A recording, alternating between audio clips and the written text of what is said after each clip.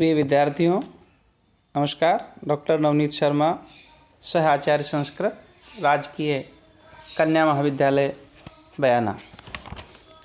महाकवि भर्तृहरिकृत नीति शतकम के विद्वत प्रशंसा या विद्वत पद्धति के अंतर्गत आज हम श्लोक संख्या 16 से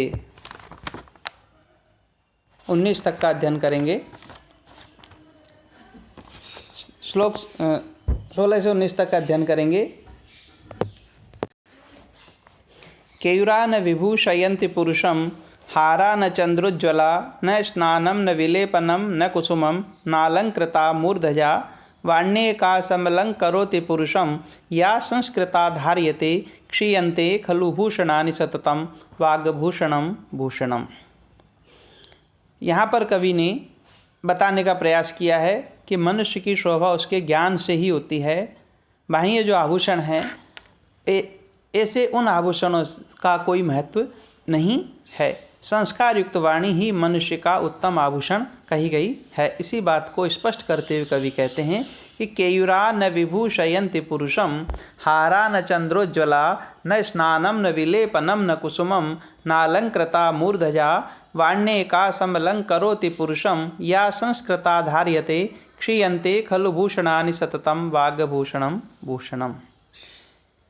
केयुरा अर्थात भुजबंद, पुरुषम यानी पुरुष को न विभूषयन्ति शोभित नहीं करते हैं। चंद्रोज्ज्वला चंद्रमा के जैसे चमकीले, हारा न हार भी नहीं।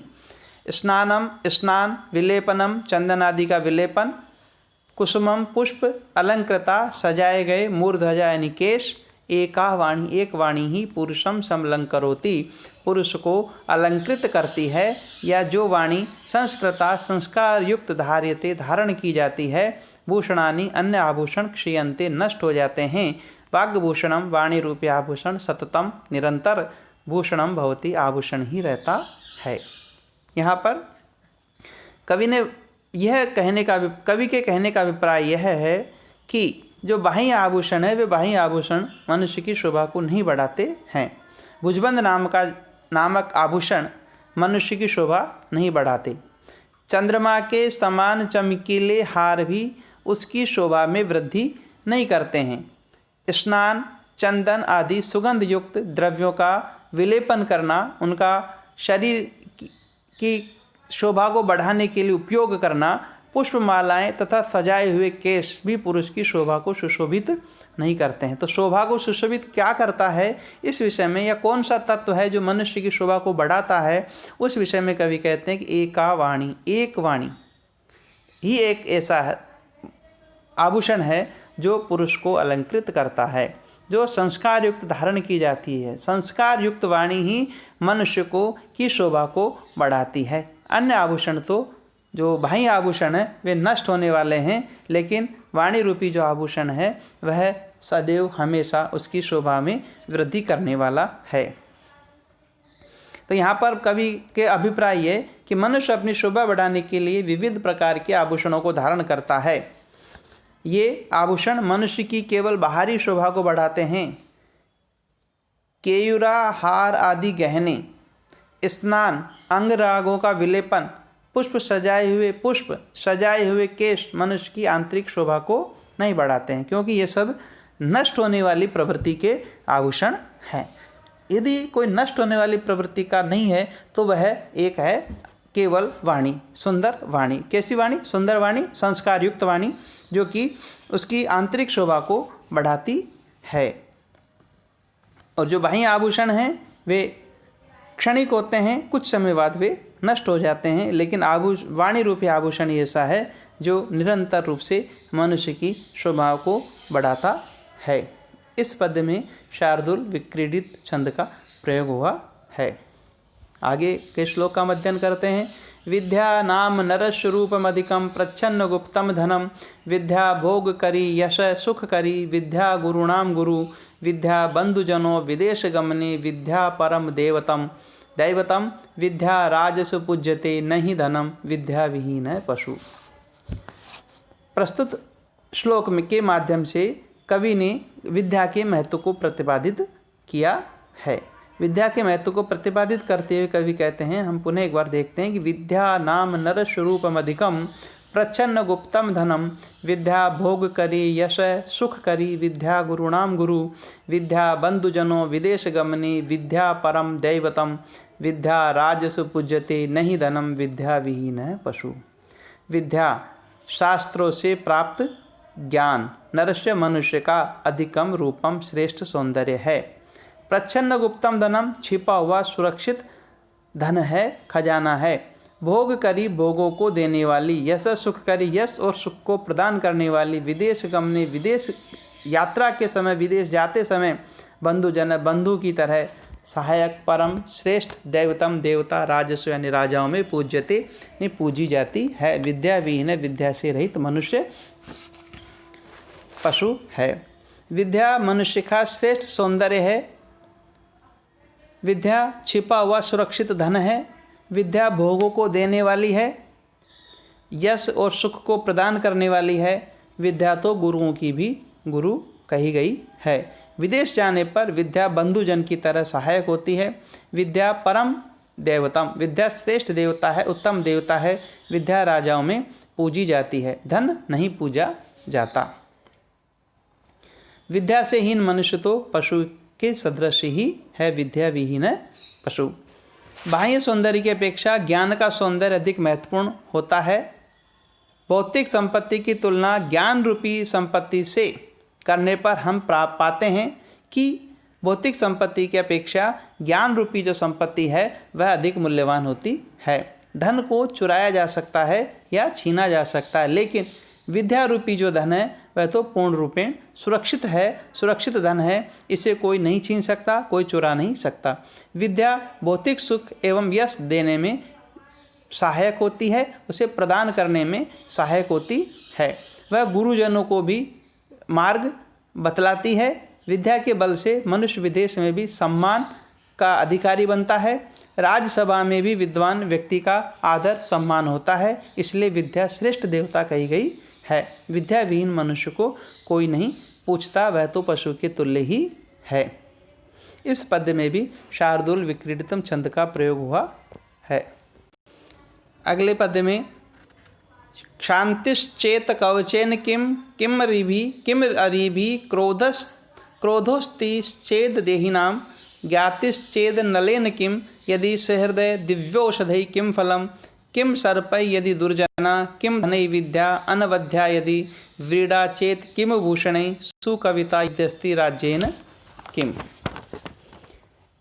इस श्लोक में कवि ने विद्या, क्षमता आदि गुणों का महत्व तथा क्रोध आदि जो दोष कहे गए हैं उनके दुष्प्रभावों को बतलाने का प्रयास किया है। यदि मनुष्य में क्षमता है, क्षमता से अभिप्राय क्षमा का गुण विद्यमान है, तो कवच का क्या प्रयोजन। देही नाम मनुष्यों के पास शांति यानी शांति सहनशीलता चेत यदि कवचेन किम यदि है तो कवच से क्या प्रयोजन। क्रोध अस्ति चेत यदि क्रोध है तो अरिभि किम शत्रुओं की क्या आवश्यकता है। ज्ञाति बंधु भाई बंधु हैं, अनलेन किम आग की क्या आवश्यकता है। सुहृदय अर्थात मित्र दिव्य औषधि किम फलम दिव्य औषधियों से क्या फल। दुर्जना दुष्ट सर्पई किम सर्पों की क्या आवश्यकता है। अनवध्या यानी दोष रहित धनई किम धन से क्या। व्रीड़ा लज्जा भूषणई किम आभूषणों से क्या प्रयोजन। सुकविता काव्य रूपी प्रतिभा राज्येन किम राज्य से क्या प्रयोजन। यहाँ पर व्यक्ति के गुण और दोष दोनों के संबंध में बताया गया है कि यदि मनुष्य के पास, श्लोक को हम दोबारा देखते हैं, क्षांतिश्चेत कवचेन किम अरिभि क्रोधो अस्ति चेत देहिनाम ज्ञातिश्चेत अनलेन किम यदि सुहृदय दिव्यौषधि किम फलम किम सर्पै यदि दुर्जना किमु धनई विद्या अनवध्या यदि व्रीडा चेत किम भूषणै सुकविता यदि अस्ति राज्येन किम। यदि मनुष्य के पास क्षमा है तो कवच से क्या प्रयोजन। यदि क्रोध है तो शत्रुओं से क्या प्रयोजन। यदि बंधुजन है तो आग से क्या। यदि मित्र हैं तो दिव्य औषधियों से क्या प्रयोजन। यदि पास में दुर्जन है तो सर्पों की क्या आवश्यकता है? यदि दोष रहित विद्या है तो धन से क्या प्रयोजन? यदि लज्जा है तो आभूषणों से क्या प्रयोजन? यदि कवित्व शक्ति है तो राज्य से क्या अभिप्राय या क्या लेना देना आदि। सहनशीलता व्यक्ति को अनेक विपत्तियों से बचा लेती है।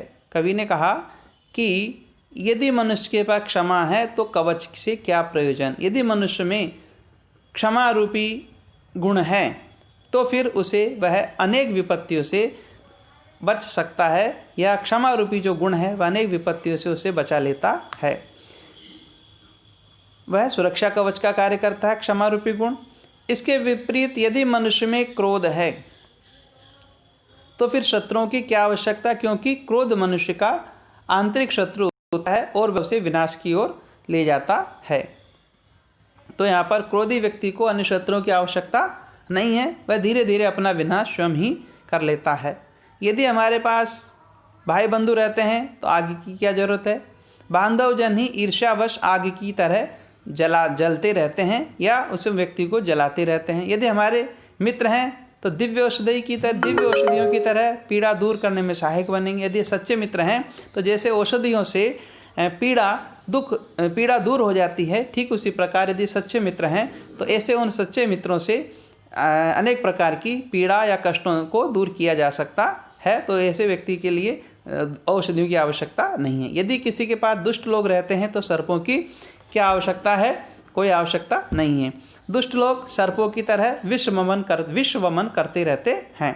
यदि किसी के पास परिष्कृत विद्या है तो उसे अन्य धन की आवश्यकता नहीं। यदि श्रेष्ठ विद्या है तो अन्य किसी प्रकार के धन की कोई आवश्यकता नहीं है। विद्या श्रेष्ठ संपत्ति कही गई है।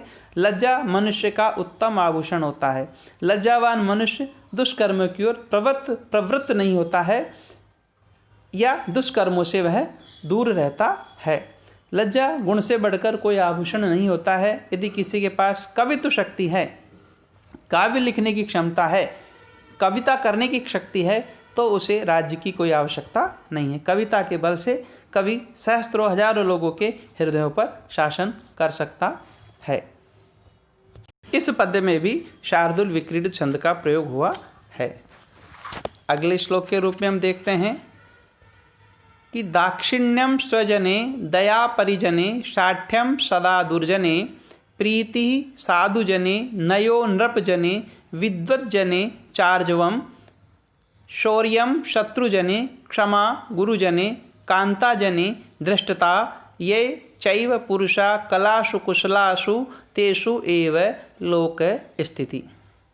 इस पद्य में या इस श्लोक के माध्यम से कवि ने लोक व्यवहार में सफलता प्राप्त करने के लिए आवश्यक गुणों को वर्णित किया है कि दाक्षिण्यम स्वजने दया परिजने शाठ्यम सदा दुर्जने प्रीति साधुजने नयो नृपजने विद्वत्जने चार्जवम शौर्यम शत्रुजने क्षमा गुरुजने कांताजने धृष्टता ये चैव पुरुषः कलासु कुशलासु तेषु एव लोक स्थिति।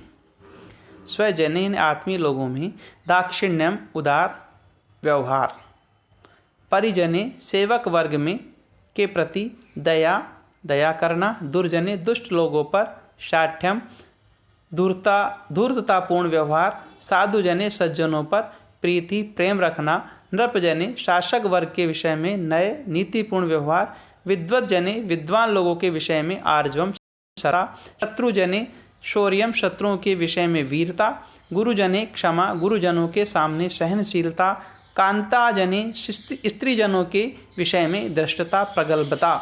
ये पुरुषः जो लोग एवं इस प्रकार से कलासु यानी कलाओं में लोक व्यवहार में कुशल होते हैं, तेषु उन पर ही लोक स्थिति संसार की स्थिति रहती है। अपने बंधुजनों के साथ उदार व्यवहार करना, सेवक वर्ग पर दया रखना, दुष्टों के साथ धूर्ततापूर्ण व्यवहार, सज्जनों पर प्रेम, राजाओं के साथ नीतिपूर्वक व्यवहार करना, विद्वानों के साथ सरल एवं नम्र व्यवहार करना, शत्रुओं के सामने वीरता दिखाना, गुरुजनों के सामने सहनशीलता अपनाना, तथा स्त्रीजनों के साथ प्रगल्भतापूर्ण व्यवहार करना, ये व्यवहारिक गुण होते हैं।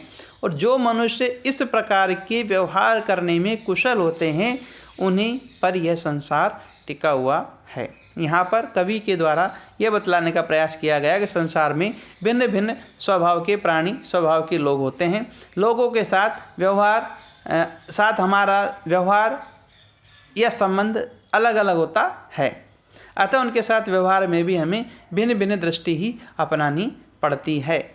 भर्तृहरि लोक व्यवहार के लिए आवश्यक गुणों का वर्णन करते हुए कहते हैं कि हमें अपने बंधुजनों से उदार व्यवहार करना चाहिए, सेवक वर्ग पर दया का भाव रखना चाहिए, दुष्टों के साथ धूर्तता करने से भी परहेज नहीं करना चाहिए, हिचकिचाना नहीं चाहिए, उनके साथ नम्र व सरल व्यवहार उचित नहीं होता है, सज्जनों के साथ स्नेह रखना तथा राजाओं के साथ नीतिपूर्ण व्यवहार करना उचित होता है, विद्वान लोगों के साथ निश्चलतापूर्ण व्यवहार करना चाहिए, शत्रु के सामने शौर्य प्रदर्शन करना तथा गुरुजनों के सामने सहनशीलता अपनाना श्रेयस्कर होता है। स्त्रीजनों के साथ प्रगल्भतापूर्ण व्यवहार करना चाहिए। जो लोग इस प्रकार के व्यवहार करने में या इस प्रकार के गुणों से युक्त होते हैं या इस प्रकार के गुणों को अपनाते हैं उन्हीं लोगों पर यह लोक मर्यादा अवस्थित होती है, टिकी रहती है। यहाँ पर कवि के द्वारा शार्दुल विक्रीडितम छंद का उक्त श्लोक में प्रयोग हुआ है। इस प्रकार से हमने आज कवि भर्तृहरि द्वारा रचित नीति शतकम के विद्वत प्रशंसा या विद्वत पद्धति के अंतर्गत श्लोकों का अध्ययन किया और इन सभी श्लोकों में कवि के द्वारा विद्वान लोगों के व्यवहार और उनकी स्वाभिमानता के संबंध में कहा गया है। आज के कार्यक्रम में हम इतना ही। धन्यवाद।